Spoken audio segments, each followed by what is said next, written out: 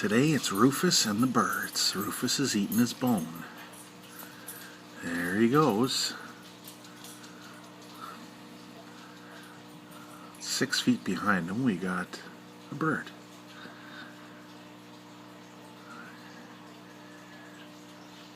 He's got quite the pile of bones there.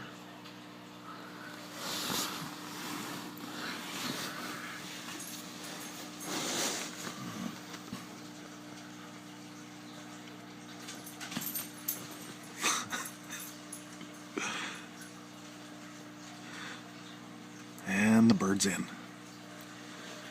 The bird is eating the bone. Rufus is trying to get the other bone off of the cardboard box.